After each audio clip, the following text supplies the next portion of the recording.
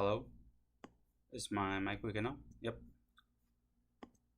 Okay, so I was talking. Should have set all this up before, but I'm no good at tech stuff, and it's all a learning process. But thank you for the shout out. Thank you for looking, and welcome to the live workshop on the path of surrender.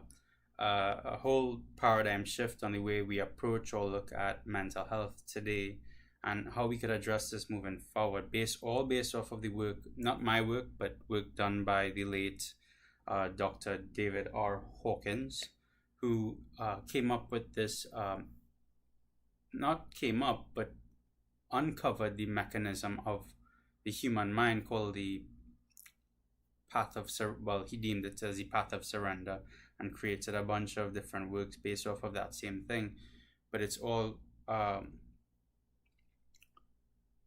geared on letting go of the negative emotions we hold on to move into a state of more peacefulness and joy and love and abundance, and living in that state of feel good emotions, as opposed to being run and reacting to these negative emotions that we all hold on to. So before we start, I'd like to just slow things down a little bit.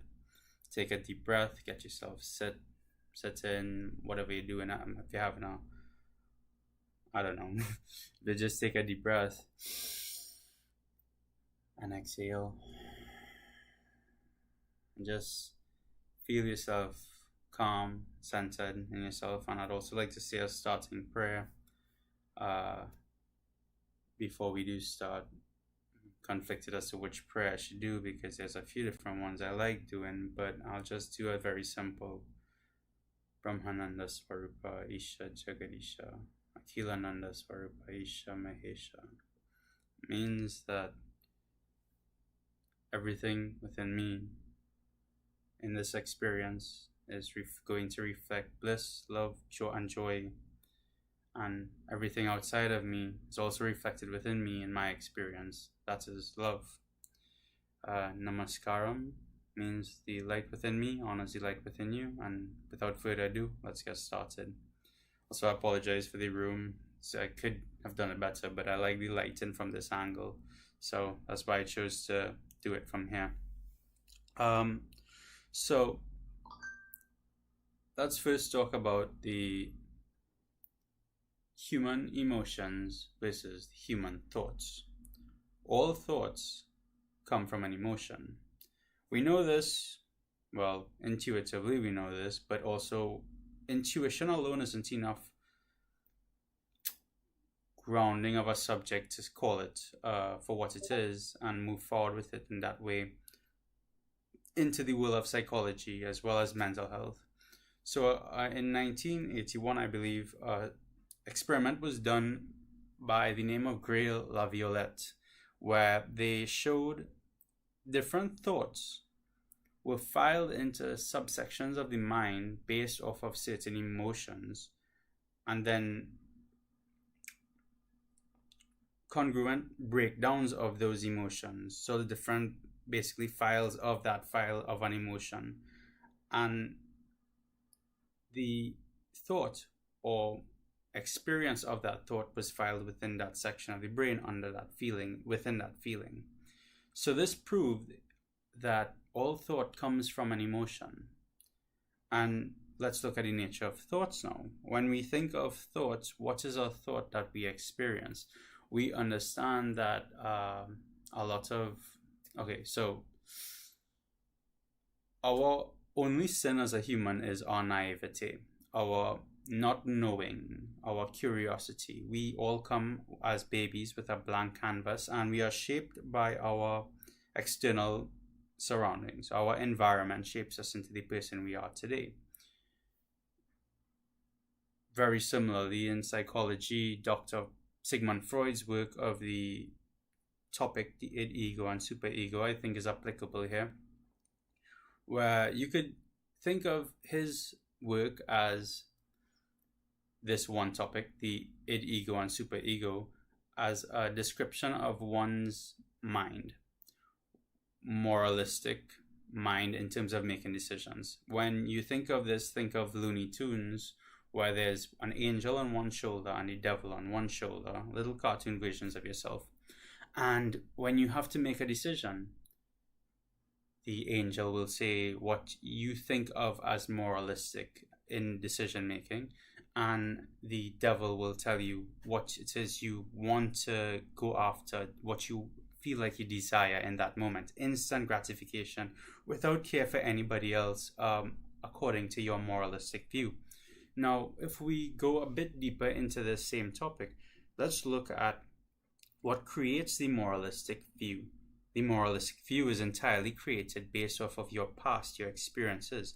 If you, as a baby with this blank canvas full of curiosity, wanting to learn about the world, comes in and you are shown different things based off of what your parents and your customs and where you grew up and the environments in which you then grew up as you got older, it created the version of you that says who you are now. Why is it? I love this once. It's a bit crude, but I do like it. Why is it when we go to visit someone's house and we feel the need to take a piss, we want to urinate, we don't go on top of their dinner tables or at their plant pot and just urinate right there? Why do we know to go to use the washroom? It's because socially, we know it's morally correct to go use the washroom and just use the washroom at the bathroom, not in public, out in the open, in front of everybody else. But think about it for a second. If the custom that we were accustomed to growing up was to just use the washroom right there in the open, it would be seen as normal. And then to you, that individual would be seen as normal. If you were to be taken out of that environment and put into the environment of today's society, what you think might be as very normal would be vastly contradicting what we see as normal. And we'd look at you like, whoa, what's that? Something's wrong there. So that naivete, our past, builds a blueprint of what we experience in the present. And then we imagine the possibilities of the future based off of what we already think we know of the past presently happening, taking place. Now, here's the thing. When we hold on to a lot of dense, heavy emotions, because growing up, I know I'm a part of it in myself, not being taught how to manage my emotions. I also know many of my friends growing up were never taught how to manage their emotions as well. I see emotions kind of like you do an onion. We could intellectualize and rationalize all of the traumatic events that happened to us as a therapist and talk about an event in specific that is bothering us, really, really bothering us, and go into it and rationalize, make good rationalizations of what happened and begin to dissect it.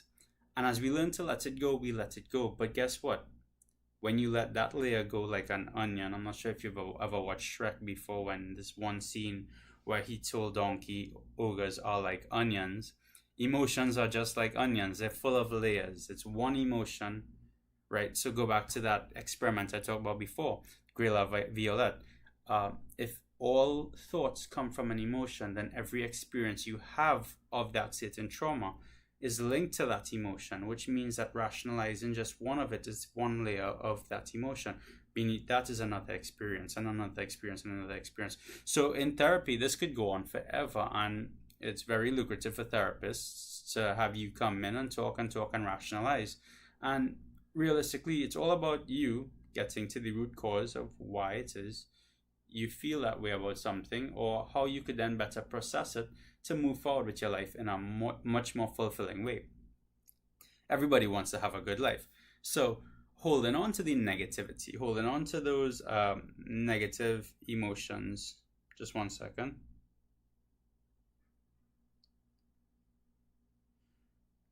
Right. So holding on to those negative emotions, we keep ourselves held back from flowing into much more natural, positive states.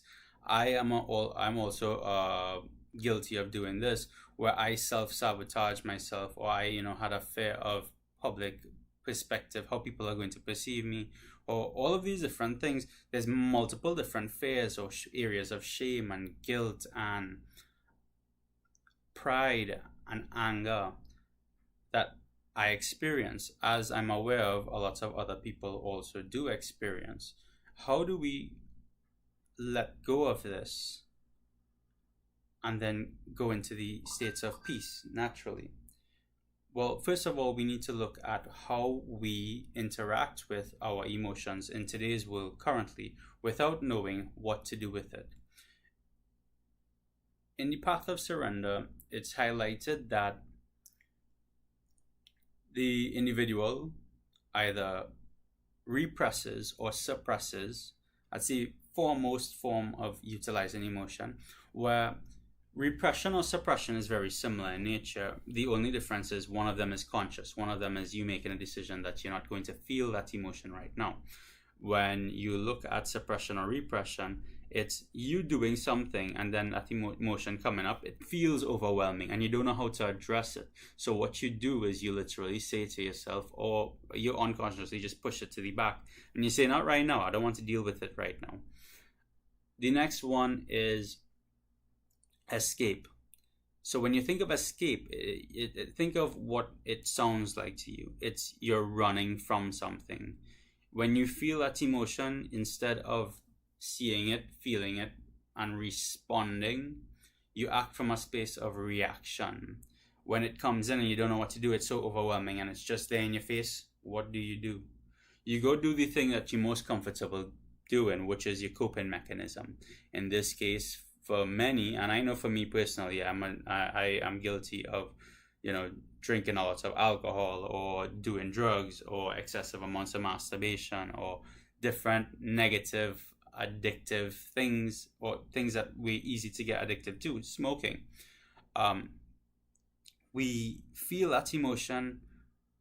Listen, even overeating, and so the list goes on and on and on. Anything that we could do to get those feel-good hormones hit our brain and stimulate ourselves to distract ourselves from feeling the emotion, because we don't know what to do with the emotion. That's why we run from it.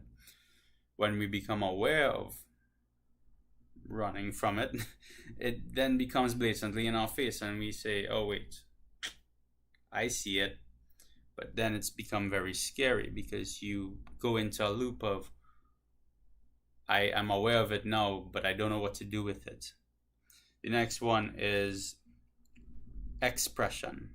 Now, a lot of people think that expressing an emotion is a way to get rid of it. It vents some of it, but it's not very helpful, because in venting it, it creates a perceived placebo, a perceived veil that you have let go of the emotion, when in reality it keeps popping back up. And how do we know it keeps popping back up? It's because the thought keeps coming up, and that thought attaches to feeling, and you go into a mental narrative of the past or what could have been or how you could have acted in a situation to change it. Let's separate them for a little bit there. If you express positivity, if I come to you and tell you good news of all this good stuff that we're doing right now and how we've helped so and so and so, or I give you just good news, feel good emotions from myself, and I express that to you, it will elicit good emotions within yourself. If I come to you to nag about something that's been really pissing me off in the last week about work, it will elicit a similar type of feeling or similar type of thought process within yourself about your own week and how you've experienced that negativity. Negativity breeds negativity, positivity breeds positivity. So expression is not the way. How then do we go about it else? The next one is one that we usually are unconscious of because we fail to take acceptance of what is, and it's called denial. We deny that we even feel it in the first place, and then we project it by saying, no, that is the cause. Let's think about denial and projection and what that looks like. For instance, if somebody does something irritating around me, if I'm at a state of peace, that irritating thing has no effect on me. But if I'm not in a state of peace, I had a rough week and there's so much anger built up inside of me, I react because that child or person is doing something irritating around me. It's eliciting, it's bringing up these negative emotions, these emotions of, not negative, these emotions of anger that were already within me. Now, I will react in an angry way to that irritating stimulus, and then I will say that that thing caused me to be angry. That thing is the cause. So in my mind, I've already just unconsciously labeled it as that created my anger. I've skipped over the entire process of self-acceptance, accepting that it's my experience. The anger was already within me. Okay, so Mark, how do we already understand now that all thoughts and emotions, all thoughts come from emotions. We only have our own naivete as we are blank canvases and products of our environment. So the past, when we think about it from the present situation, our past is currently just all regrets or thinking about things that has happened, and the future is all just imaginations of what could or couldn't be based off what we think the past already is. We think that, the future is going to repeat itself, not seeing that there's also possibility to see that there's new possibilities when we get into states of much more fulfilling emotions like peace, love, and joy. That happens when we let go of the negative. Now, let's bring it all back to where we are currently. How do we let go of it? What is the mechanism of surrender? I have the book here, which is called Letting Go, The Pathway of Surrender, which is what I've read and what I've studied for the past 2-3 months and utilize on myself. Now, before this book, I'd like to say that I've been doing a lot of meditation, a lot of mental health practices, and a lot of devices on neuroplasticity and mechanisms of the mind in what works for me in terms of how I experience my internal conflicts and how do I let go of negativity.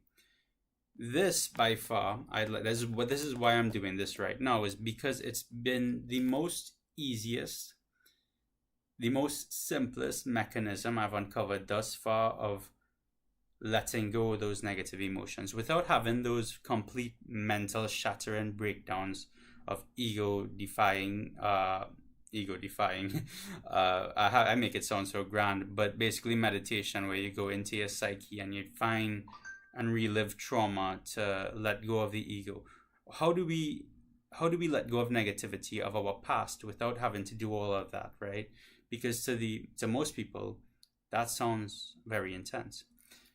I'd like to just read a small part of it here where the author of this book, clarifies the mechanism of letting go.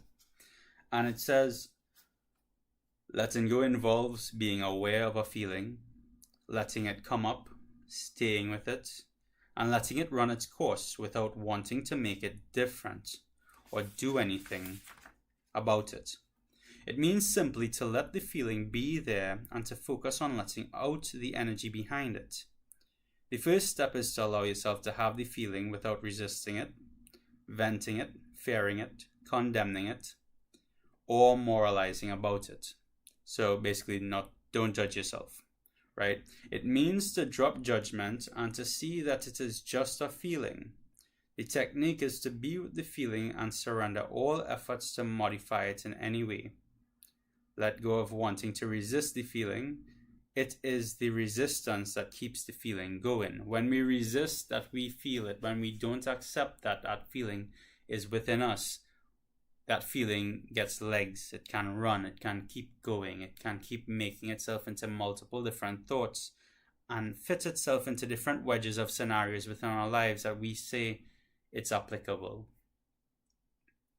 When you give up the resisting or trying to modify the feeling, It will shift to the next feeling and be accompanied by a lighter sensation. A feeling that is not resisted will disappear as the energy behind it dissipates. Now, I've taken that into my own practice and I've utilized it by radical self-acceptance of what it is I'm currently feeling. I affirm within myself that the feelings I feel is not at cause at all from my external environment, but all coming from within myself. And so what I've done, how I integrate this for myself, is exactly what that says. I pay attention to the emotion or sensations within my body caused by certain stimulus. I try not to focus on the thoughts. I try not to focus on the scenarios and different ways, in which it showed up. Where do I feel the sensations? And I just relax and stay with that emotion or sensation for as long as possible, or at least until it's disappeared. Now, you could think of this as utilizing it in a weird way. You don't have to stay with it for forever. It doesn't take that long. It takes about 90 seconds. 90 seconds doesn't sound long, but when you sit with it and you realize that you're feeling this feeling, 90 seconds can feel like a long time. It can be a bit intense when you now start. Example, fear. I spoke about anger earlier. Anger, fear, shame, guilt. All of these are big different emotions that we feel, but all of them are connected. All emotions are connected in the way that we experience our reality. If we want to stay into states of positivity and states of peace naturally, like how do we wake up on mornings and just smile? How do we face adversities and crises in our life without being overwhelmed? It is because we let go of the negativity. The way I picture it is, think of humans, me and you and I, all of us, think of us as pressurized pots that's on a stove. When you light a fire below it, its pressure is going to continue to rise, and it's going to rise, and it's going to rise. And if you don't let any steam out of that pot, it's going to pop. And a bit of personal experience in my teenage years, I used to be I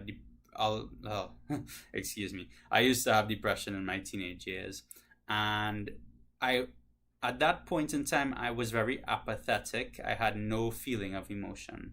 So how would emotion then relate to or display in my life? There would be one day out of every year where I'd have just a breakdown, whether it be public or in private. I don't know when it'll happen. I just knew that every year, one day, I'll have a breakdown. This changed over time, of course, but when we look at it, and we see that we all just carrying around a lot of emotion, and we could utilize any one of the mechanisms I said before: suppression, repression, maybe not so much, that's keeping any pressure, but expression. We just want to vent a little bit of the steam out, so much that it's not letting all of the steam out, it's just letting a little bit out, making it feel like it's getting better, but it's not really solving any core problem. So this mechanism, again, I'll just repeat it so that you could understand, or at least get a good grasp on it, because I think I want to do a guided meditation, but I'll leave it for now. This workshop is just going to be strictly informational, and I'm going to tell you exactly how it is you could try this. It's exactly what I said. It's accepting the feeling for what it is, not denying that you feel it. So when you get angry, think of it as this way. Something annoys you and you get angry.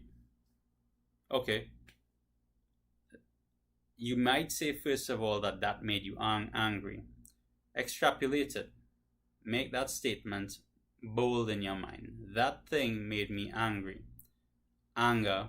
There, I felt anger. I could say that I felt anger. If you accept that anger as yours, say, okay, well, if I felt anger, then maybe I'm angry. All right, maybe I am angry. What made me angry? Why am I angry? What about that thing made me angry? Get to the core of it, break it down. What for? Utilize the mechanism the questioning of self, the what we call inquiry of what for. When, well, for what reason am I angry? You might say, well, it might be the child or the irritating stimulus. Okay, well, what for? For what reason is that child? Keep breaking it down, keep breaking it down, get to that root. The same way how at therapy, you'd have these vast conversations for rationalizations of what a situation did to you. You could break it down like that. That same thing for that same situation you talk about in therapy. Break it down. What for? For what reason did I feel that emotion because of that thing? And when you get to the root of it, when you feel like you get to the root of it, accept that emotion as you're feeling. Feel where in your body it comes up and feel the sensations in which it rises. Sit with it. If you just stay with it and you try not to, okay, first you don't judge yourself. You don't feel bad about it, that feeling comes up, because I know a lot of times we may think of some really messed up things and we might have a guilt about it. That, oh, how could I think of that? I don't want to think of that. But if you don't judge yourself, giving yourself that self-compassion, right? You don't judge yourself and you just sit with it and you don't try to alter it in any way. You don't try to make it seem grand, or you don't try to make it seem smaller than it is. You just sit with it, accept it for what it is, and just feel it. In about 90 seconds, you'll get this light feeling of sensation in the back of your mind, and it will feel lighter.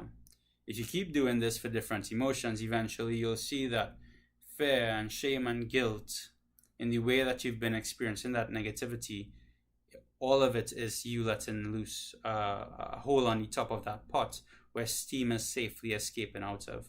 And eventually you'll be able to open that pot without having a big explosion. And,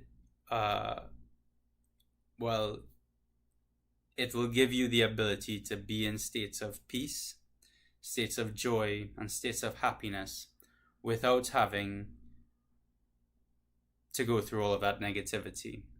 That negativity, that pressure, your unconscious mind uses so much of your energy every day to keep that pressure contained and not just burst out. But when you don't have that pressure anymore to contain, your body utilizes that energy, your mind utilizes that energy in ways that you may not even consider.